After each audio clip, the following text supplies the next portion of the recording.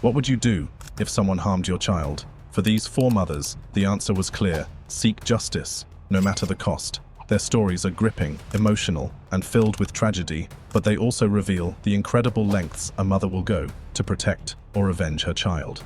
From courtroom shootings to cartel confrontations, these mothers took matters into their own hands. Let's dive into their jaw-dropping stories. 1. Marianne Bachmeier, a courtroom execution. In 1981, a German mother named Marianne Bachmeier made headlines around the world. Her 7-year-old daughter, Anna, had been abducted, molested, and murdered by a known predator, Klaus Grabowski. The pain and outrage were unbearable for Marianne. On the day of Klaus's trial, filled with anguish and fury, she entered the courtroom armed with a small pistol. As the court proceedings were underway, she pulled out the gun and fired 7 shots at the man who had stolen her daughter's life. He died instantly. The courtroom erupted in chaos. While some saw her as a grieving mother seeking justice, others condemned her for taking the law into her own hands. Marianne was sentenced to 6 years in prison, but only served 3. Her story remains one of the most famous cases of courtroom vigilante justice. Docent Miriam Rodriguez, the cartel hunter. Miriam Rodriguez from Mexico became a symbol of courage and resilience. In 2014, her daughter Karen was kidnapped and murdered by members of the ruthless Zetas cartel. The authorities did little to help, but Miriam was not one to back down. She went undercover, cutting her hair, dyeing it red, and using disguises to infiltrate criminal networks. Over several years, she tracked down and gathered evidence against the people responsible for her daughter's death, leading to their arrests. But her bravery came at a cost. On Mother's Day 2017, Miriam was assassinated outside her home, presumably by remnants of the cartel she had fought so fearlessly. Her story remains a testament to a mother's unyielding love. 3. Bonita Vela, a mother's brutal confrontation. In December 2013, Bonita Vela from Indiana discovered something no mother ever wants to hear. Her 2-year-old son had allegedly been molested by her teenage daughter's boyfriend.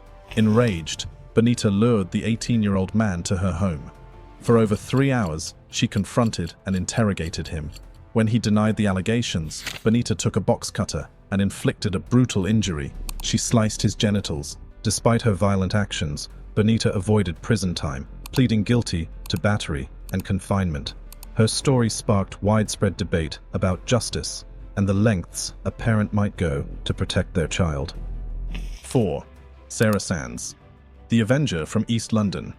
Sarah Sands was a mother of 5, living in East London, when she discovered a horrifying truth.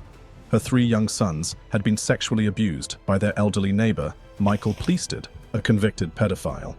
Fueled by rage, Sarah marched to Pleasted's home and stabbed him 8 times, killing him. She was arrested and stood trial, where she was convicted of manslaughter due to loss of control and sentenced to 7.5 years in prison, though she only served 4. Her sons publicly supported her actions, saying they felt safer knowing their abuser was gone. Their story highlighted the failures of the justice system to protect vulnerable children. 5. Lupe Mercado, a desperate act to save her daughter.